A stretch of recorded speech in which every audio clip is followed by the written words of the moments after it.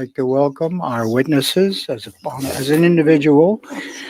Ioannis Belu, former International Chair of the Ethiopian Prime Minister, and also former Deputy of the Global Manager for the World Bank by video conference. Meaza Geriad-Brin, independent researcher, human rights defender, also by video conference. The Canadian Amhara Societies Alliance. Wasn't Yitma Bayin Amhara par video movement. Ethnic Canadians for Human Rights. Simona Jereme, chairperson. Johannes Berhe, member. Security for Justice for Tigrian Canada. Kedain Jebri Mariam, former chair and current board member. Now, in about a few minutes, 4 minutes, you'll be allowed to make your presentation, and then we will go through a period of questions. I'd like to open the debate now, and now let me ask the members. I've read that part. Now allow me. Unanimous consent to go beyond the 5:30 until 6, and if you would like to go even beyond, I would like to have unanimous consent too. Thank you. Thanks for your understanding. Now, I would like to invite Mr. Ioannis Belu. You have the floor for 4 minutes, please. I would like to ask you to respect the time because we have restriction on time this time, please. Go ahead. The floor is yours. It's Mr. Samane, not me. No, Ioannis Belu. You called Ioannis. Ioannis Belu, okay.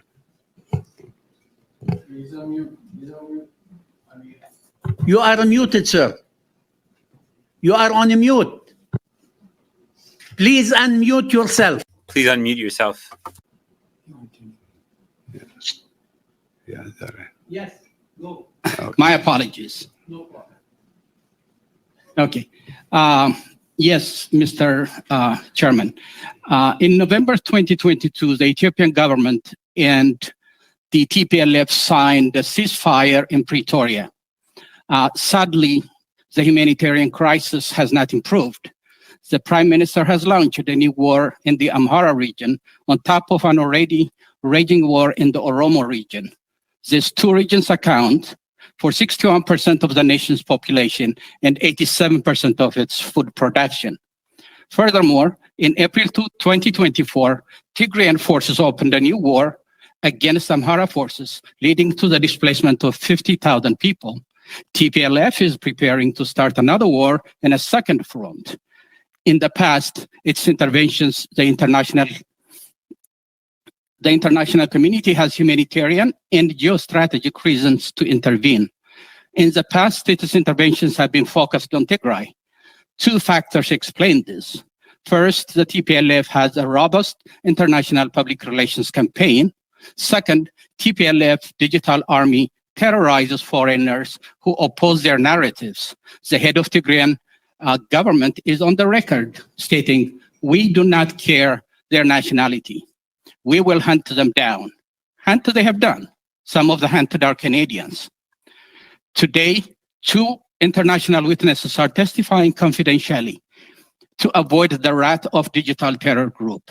TPLF has effectively silenced foreign experts. As a result, its narratives domain international attention.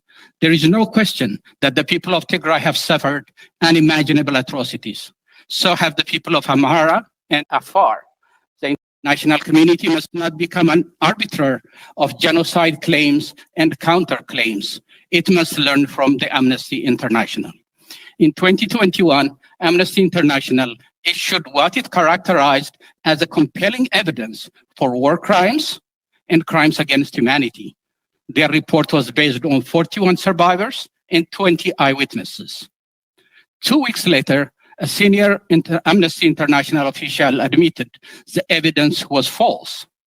When 61 witnesses repeat the same false story, it's obvious that the story was scripted and asserted to boost TPLF's genocide allegations. This did not stop the New Lines Institute from referring to the proven false evidence 11 times. Further, the report extensively used material compiled by TPLF's foreign advocates. 3 such advocates were referred in the genocide report for a total of 24 times. Meanwhile, prominent foreign experts with differing views were completely shut out. The New Lines Institute's report on genocide in Tigray is based on unverified information at best. At worst, it fails to pass the test of impartiality and ethical integrity. In the best of circumstances, its utility does not go beyond making a case for unfettered international investigations. This committee can have an enormous positive impact on the lives of all Ethiopians by advocating for such investigations of an international investigation by credible and mandated UN agencies. Thank you, Mr. Chairman. Thank you. Thank you for respecting the time. Now, I would like to invite Mr. Meyaza Jebri Medhin. Mr. Jebri Medhin, you have the floor for 4 minutes, please. Thank you so much, Chairperson, and I appreciate the committee for inviting me to provide an update on the dire circumstance in Ethiopia, but particularly in Tigray. While the world's attention has moved away from the conflict in Tigray after the 2020 cessation of hostilities agreement, the state-led genocide against the people of Tigray persists. The Ethiopian government has the people of Tigray in chokehold, with Amhara and Eritrean forces continuing to commit crimes against humanity and what we believe is the state-led genocide in occupied parts of Tigray. 40% of Tigray to date remains under the illegal occupation of the Amhara forces and the Eritrean forces. In areas where these forces are present, human rights violations continue in grave violations, particularly in the bordering area between Eritrea and Ethiopia. Eritrean forces continue to sexually violate Tigrayan women in order to further terrorize the community. This also puts a very critical risk on the minority groups of Europe and Kunama, which are very small in number and are facing real extinction. We call upon the Canadian government not only to put pressure on the Ethiopian government, but also to impose sanctions on the Eritrean government so that the people who have continued to suffer gross violation of human rights can get relief. We also wanted to bring your attention to the fact that the Ethiopian government, alongside with members of the international community, have been putting an immense pressure on the fact that there needs to be disarmament, while ignoring the fact that 40% of Tigray remains under the illegal occupation of the Amhara and Eritrean forces. It is to be remembered that the Pretoria Agreement outlines that disarmament needs to happen in side by side with the full withdrawal of all foreign forces from all parts of Tigray. However, like I said, the fact remains that the Ethiopian government has allowed it for the Amhara forces and Eritrean forces to continue brutalizing the people of Tigray and the occupied parts of the region, particularly in Western Tigray and Eritrea. Human Rights Report, Amnesty International, and others have provided conclusive evidence that violation of human rights continues to persist to date. It is upon the international community, particularly member states of the EU, the United Nations, but particularly Canada, to ensure that human rights are respected no matter when or where. In Tigray, human rights have become a tool to push political agenda by the Ethiopian government. What's happening in Tigray is a catastrophe, a genocide that has been led and orchestrated by the Ethiopian government alongside its regional, international, and local actors, particularly the Amhara militia and the Amhara forces. It is upon the Canadian government again to put human lives first and to enforce and push for the Eritrean government to leave the territories of Tigray, but also for the Amhara forces alongside the Ethiopian government to be held accountable using international mechanisms. The circus that the Ethiopian government is leading under the guise of transitional justice does not have legitimacy nor acceptance by the people. Survivors of the conflict-related sexual violence, the massacre, man-made famine, and other atrocities in Tigray continue to call for internationally mandated justice and accountability mechanisms so that they can have a chance at getting redress. The world, particularly countries like Canada, have failed the people of Tigray in averting the genocide, but they have the chance to ensure that they get justice for the crimes that they sustain at the hands of the Ethiopian, Eritrean, and Amhara militias. Thank you very much. Thank you. Also, thank you for respect. Yitla Bayan from Canadian Amhara Society Alliance. You have the floor for 5 minutes, please. Go ahead. Thank you very much, Chair, and I would like to thank also the committee members for inviting the Amhara voice in this hearing. Speaking of the current situation in Ethiopia, there is only one war conducted under state of emergency, which is the war on the Amhara people that started in April 2023 and was launched in a coordinated manner by the Abiy regime, Tigray People's Liberation Front, TPLF, and Oromo Liberation Army, OLA, following the war in North Ethiopia. For more than 13 months, the Abiy regime subjected the Amhara people throughout Ethiopia to unlawful state of emergency and put them under siege. As a result, thousands have been arbitrarily killed, subjected to weaponized rape, collective punishment, hate speech, and profiling, arbitrarily imprisoned and held under cruel, inhumane, and degrading conditions. Civilian infrastructure, religious and cultural sites have been deliberately targeted, including those protected as World Heritage Sites. The use of schools as a military camps has forced over 4.1 million children out of school. Millions in need are not receiving humanitarian relief.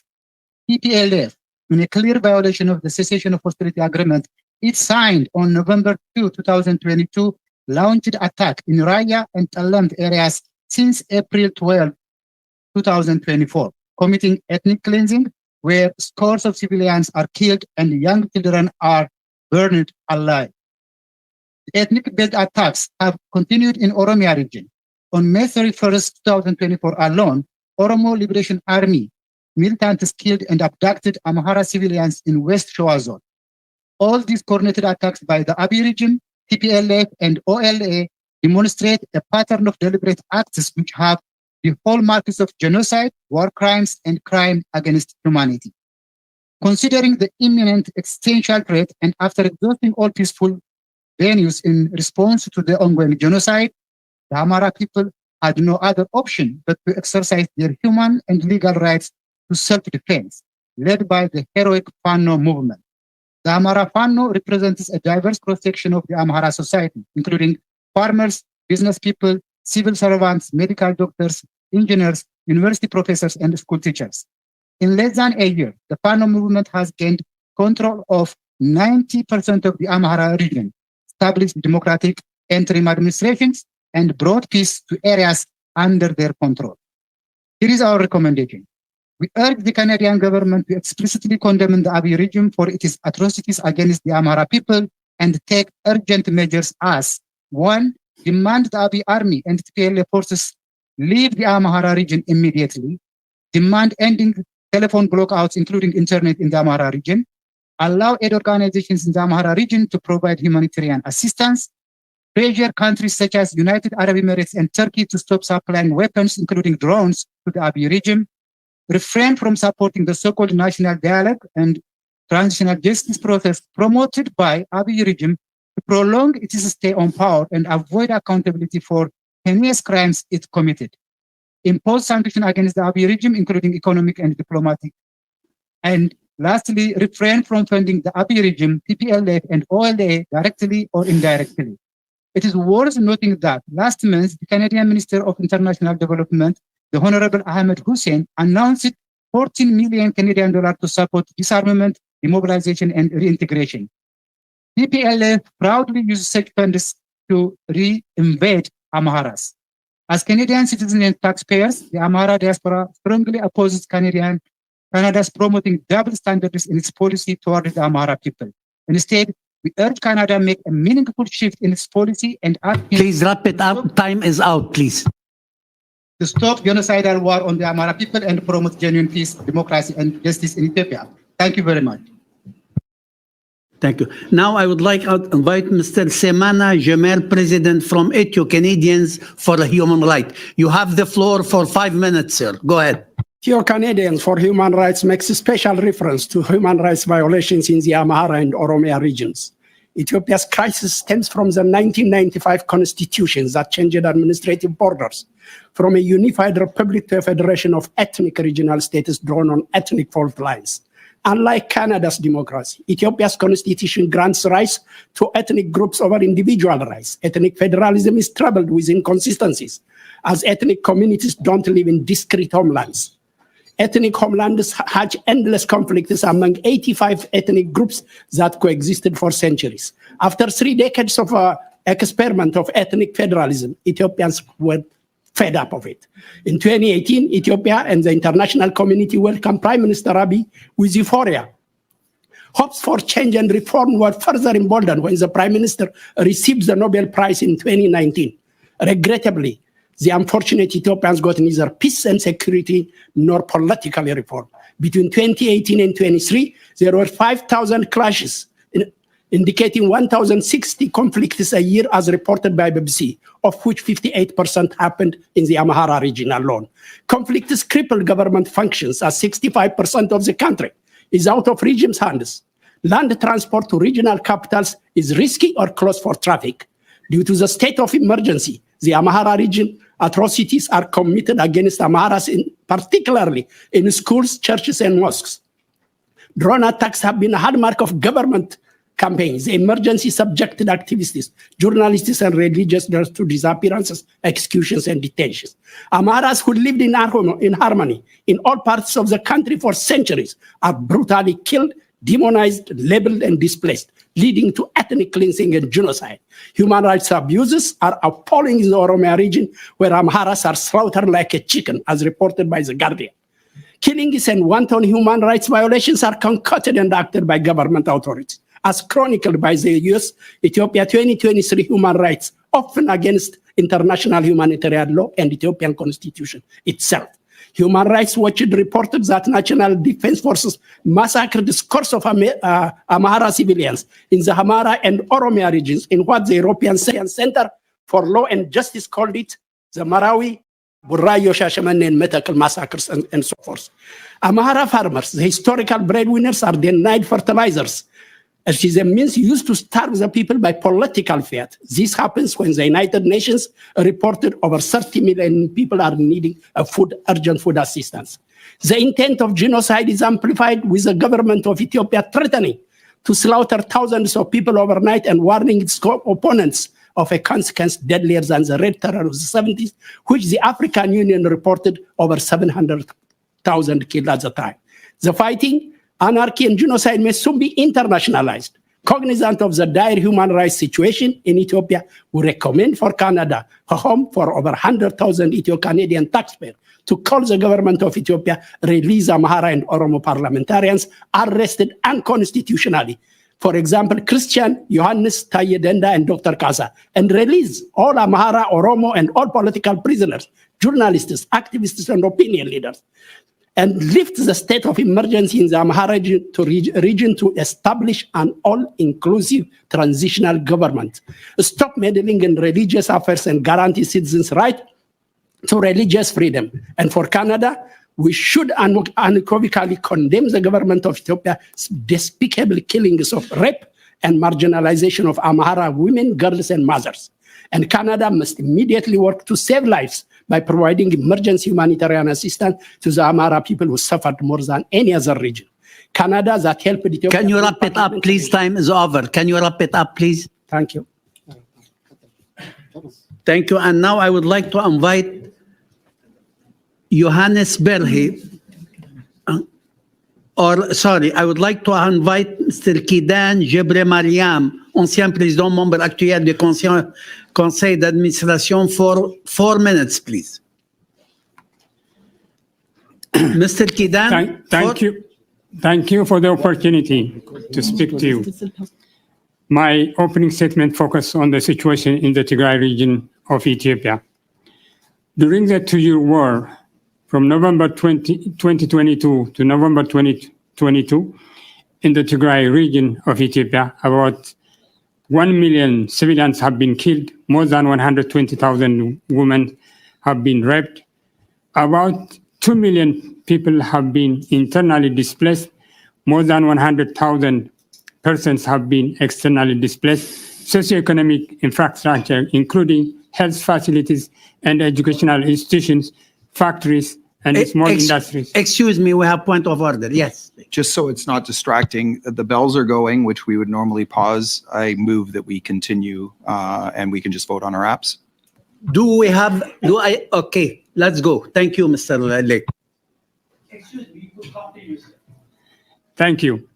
More than 100,000 have been externally displaced.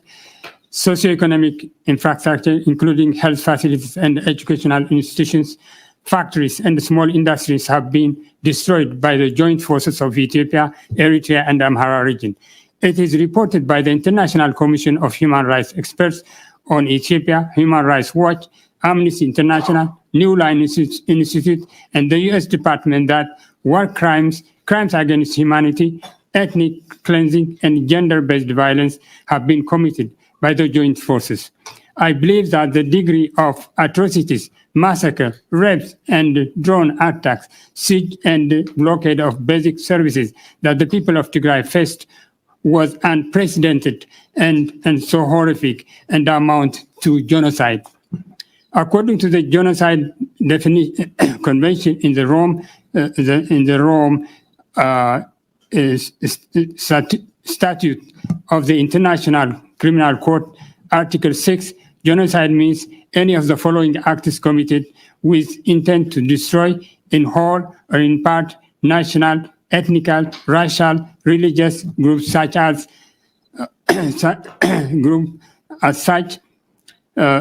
A, killing members of the group, causing serious bodily or mental harm to members of the group, C, deliberately inflicting on the groups, and so on and so on. In the interest of time, I'm going to proceed to the atrocities committed in the Tigray region of Ethiopia clearly meet the above definition of genocide.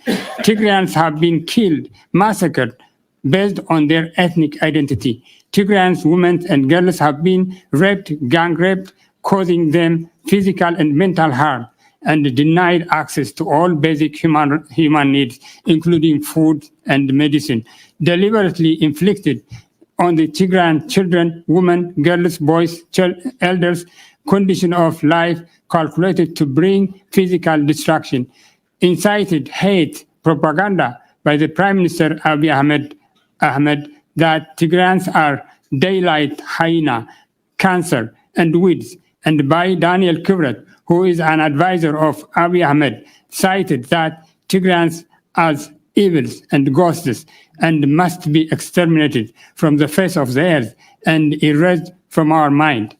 During the rapes and gang rapes, the rapists put unimaginable objects with the intention to damage Tigrayans' women, girls, and girls' productive organs to prevent them from giving birth.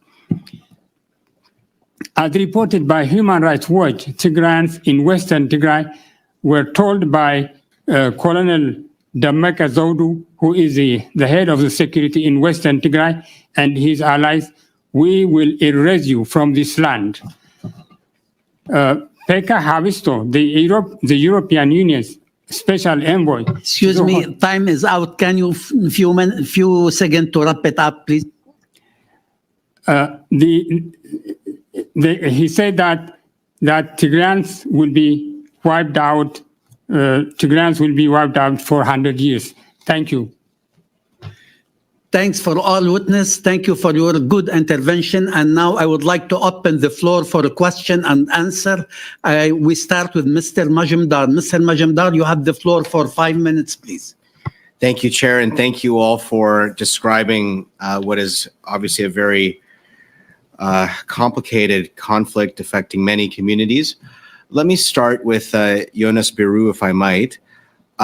You've been a long-time author about the Horn of Africa and its issues therein.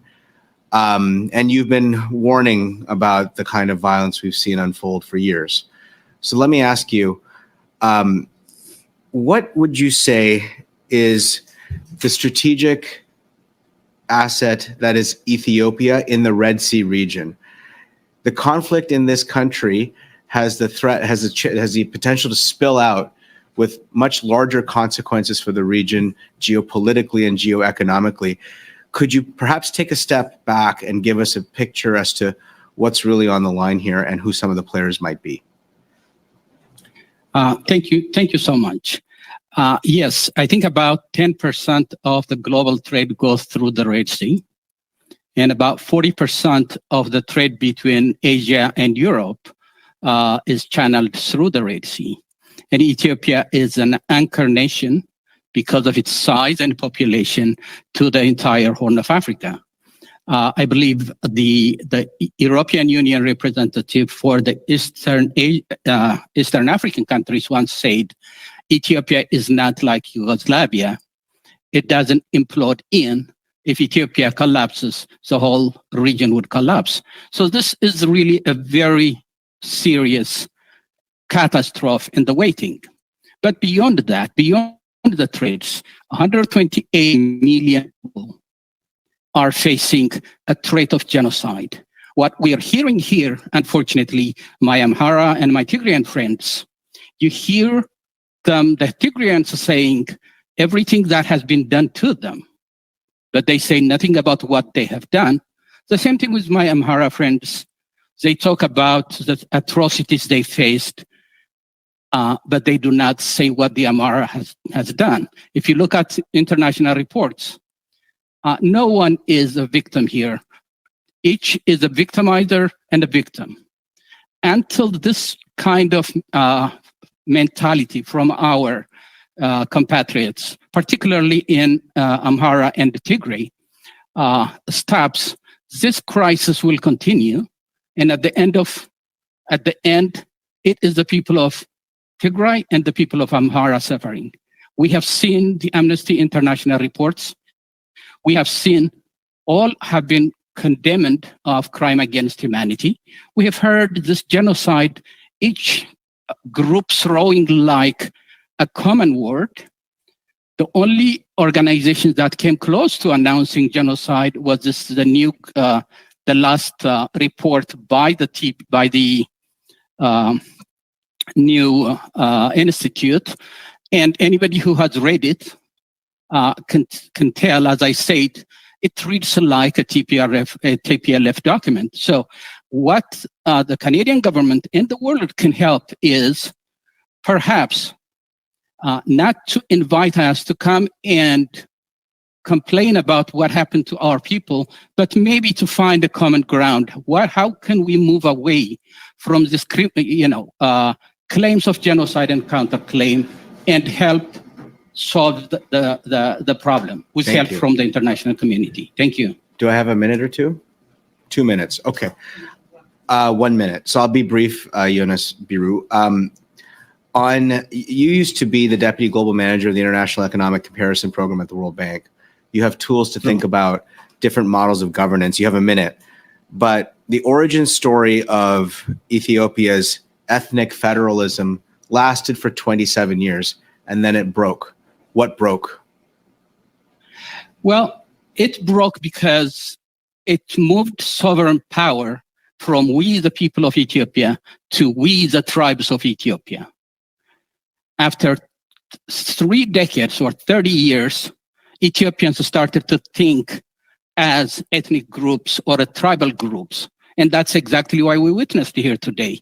Our Amhara friends are talking about only Amhara. Our Tigray friends are talking about only Tigrays. So we have federalism in Canada, in many parts of the world. The Ethiopian federalism is unique in the sense that it treats the people of Ethiopia as peoples, as if they are different. So that created this animosity across ethnic groups. And we have now come to a point where we cannot solve this process by ourselves because we have locked in a permanent kind of political equilibrium from which we cannot break by ourselves. Thank you. Thank you. Thank you. Thank you. Time is over. Now I invite Mr. Ali Ihsasi to take the floor for 5 minutes, please. Thank you very much, Mr. Chair, and thank you to all our witnesses for your testimony. I think it would be fair to say that we had all hoped that the agreement in 2022, the Pretoria one, would put an end to the suffering throughout Ethiopia, but that unfortunately has not been the case. To start off with, if I could ask Mr. Bayane, why is it that the Amhara did not take did not participate in those peace negotiations? Thank you very much. That's a very important question. The Amharas have done a lot of efforts to be part of the agreement discussion, but they were refused. They were systematically excluded from participating on that Pretoria agreement. And that's exactly why the cessation for hostility agreement has failed. It failed, and it's doomed to fail from the get-go because it is very excluding the Amharas and other key partners. It was an agreement between the Abiy regime and TPLF. And the Western world, including Canada, has to take full responsibility in that role. Had it been all-inclusive, that would have been brought, maybe, potentially, a better outcome. And what we see now, the war on Amhara, as what we witness now, is a mere reflection of the failure of the COHA. So now if I could go to Mr. Jemere, is it your contention that the Amhara were excluded as well? And to the extent that that may be your response, is there an opportunity for a sequencing where there would be discussions between the central government and Amhara? Are you asking me about whether Yes, there is a correct. discussion between the Amhara and the central Yeah, government? why did they not partake in the peace negotiations that led to the secession agreement of 2022? Well, this is a very interesting question because I think we have to pose this question to the government of Ethiopia and to the TPLF. But the reason why they did not invite the Amhara colleagues is that they think that they are very contentious and they think that they are the oppressors and they want to exclude them because they have been excluding them from time immemorial since the TPLF government. Before that peace agreement with the central government, the Amhara got along, correct? Yeah. Sorry, my We're at hearing the same aid is team. not cooperating. I can take it up. Mr. Yeah. Okay. As Mr. Beyene said, the Amharas were not included in the discussion. And after all, who said Amharas should be participating in the discussion and the Tigray group must be participating? If it is a peace deal, if it's a peace agreement, it must have involved all parties, all stakeholders that have participated in one way or another in the conflict in northern Ethiopia.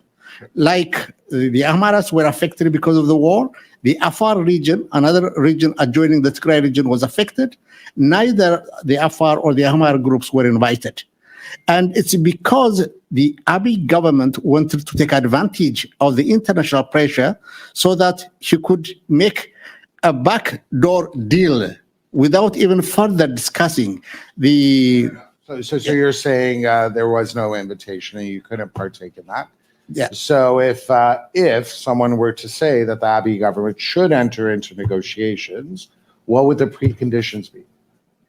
Well, I can't speak on behalf of the Amharas. I'm here representing Well, just Ethio-Canadians. generally, where you follow what is of concern. What would have been the best forum for the peace deal would have been to bring all stakeholders in the country, including the Oromo Liberation Army. There are different factions of the Oromos, including the TPLF Absolutely. or other Tigrayan groups, all Amhara groups and Afar regions, even in Gambela and Benishangul, there are some groups. So all those stakeholders must have been put together to discuss the national issues. That would be an Ethiopian solution, a win-win solution.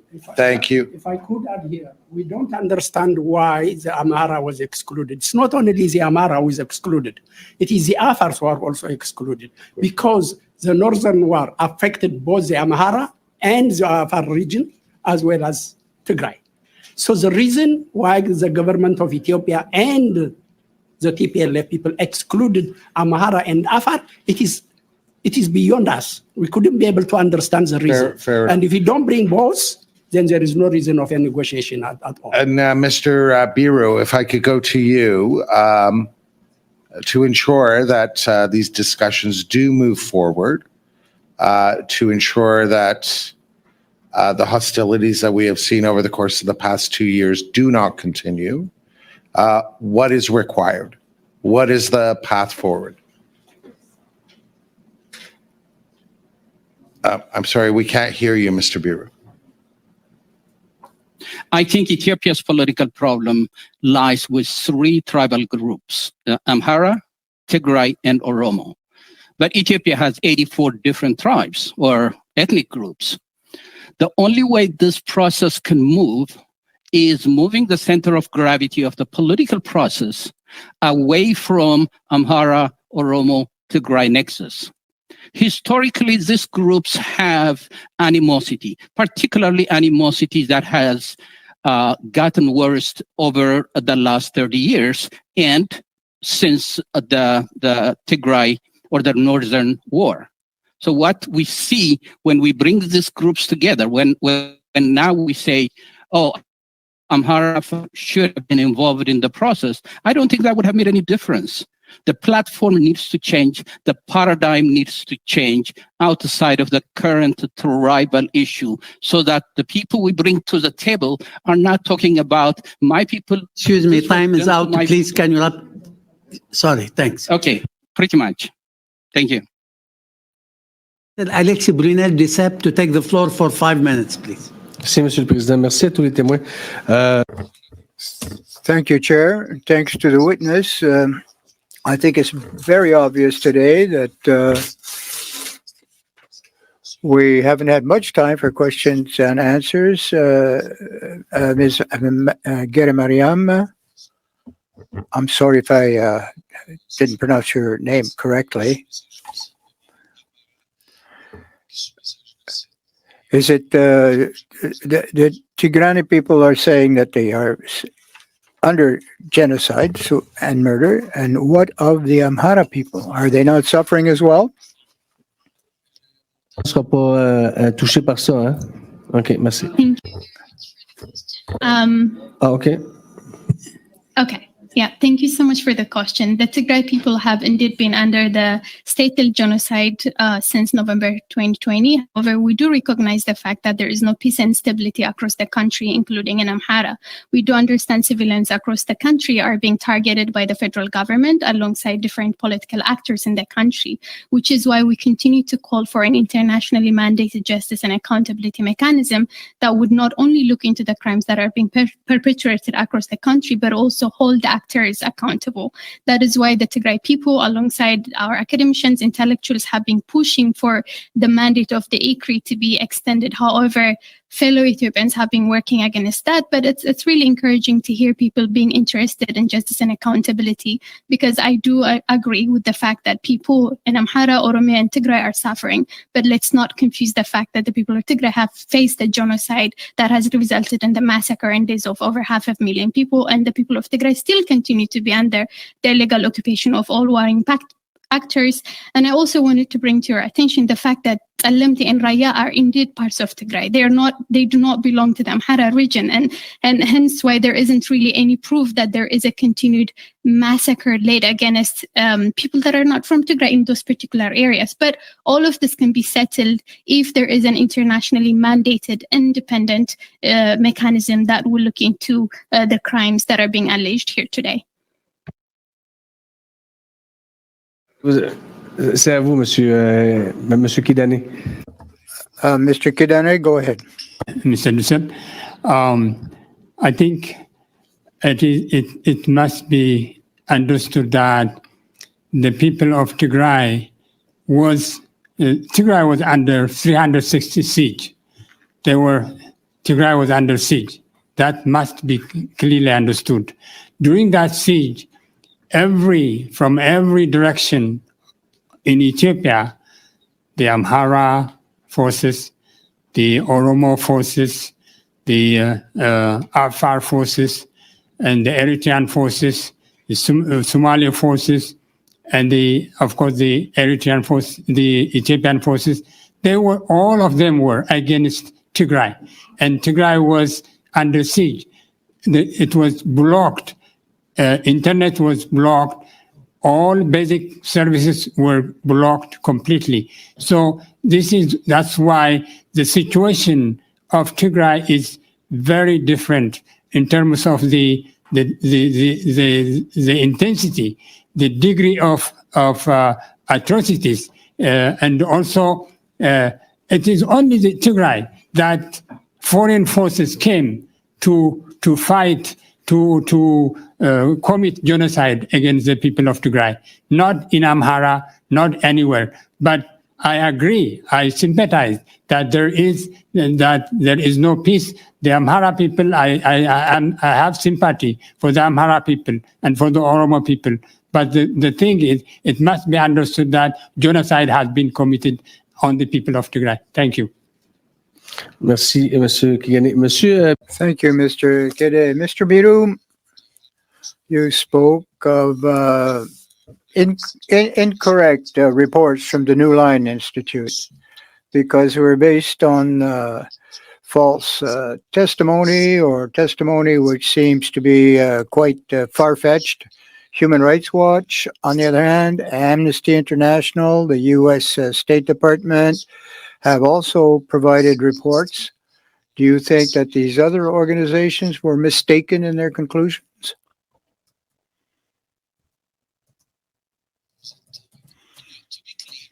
All the other international organizations, what they have done, what they have said is, when it comes to atrocities in Tigray, the Amhara, the Tigrayans, and the Eritreans, the Amhara, and the federal government have committed war crime, crime against humanity, and crimes of starvation and war as a tool, as a war tool.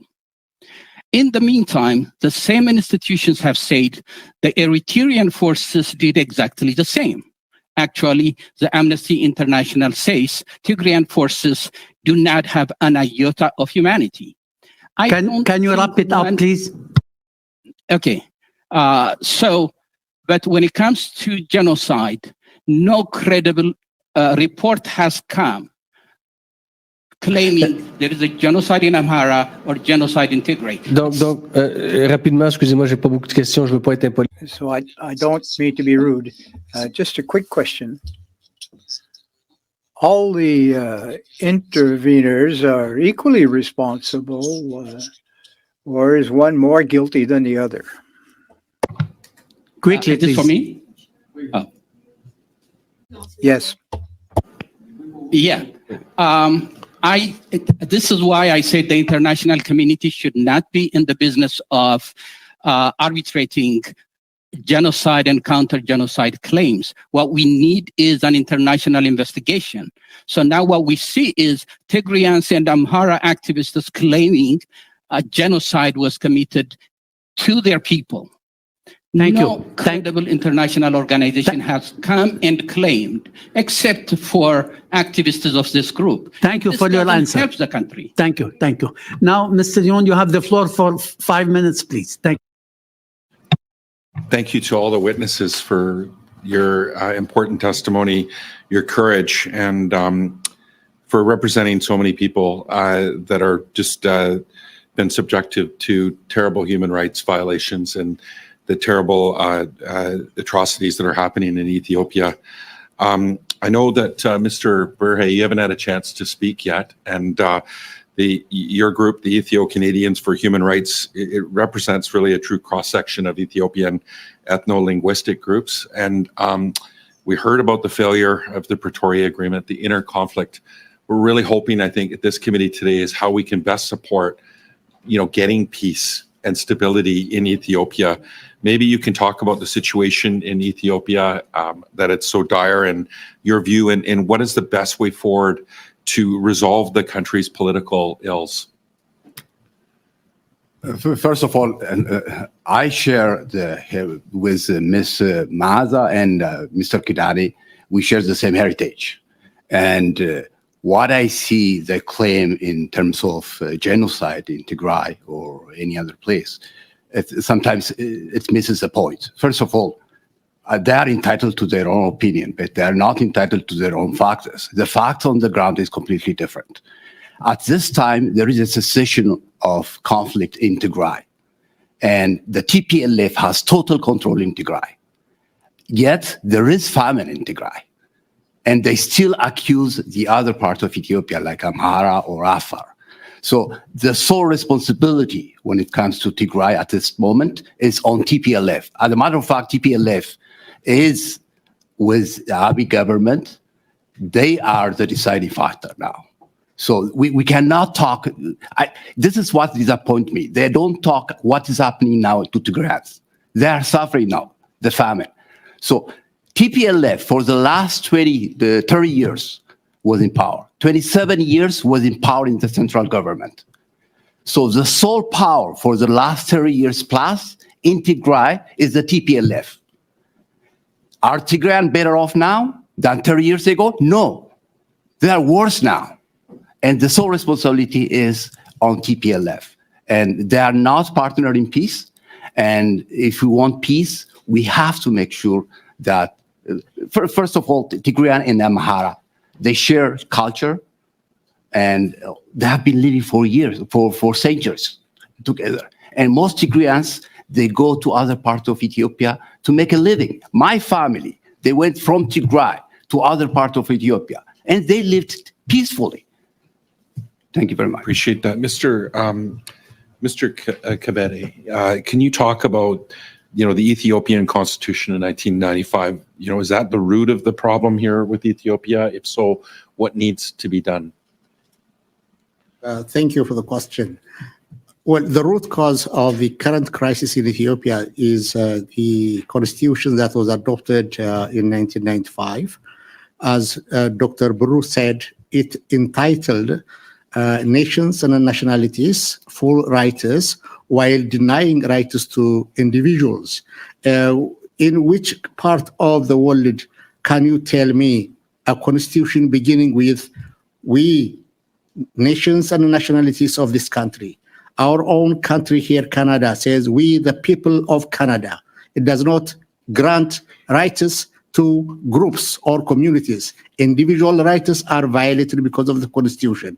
And in no other country can you find a constitution that grants secession or independence to ethnic groups. It's only in Ethiopia, Article 39 grants full independence to any ethnic group. And we have a country with a population of 120 with ethnic groups of 80 plus. But the constitution granted regional statehood to 9 regions. And 9 regions means, can we have 80 plus provinces or 80 plus regions? What would those 9 regions do?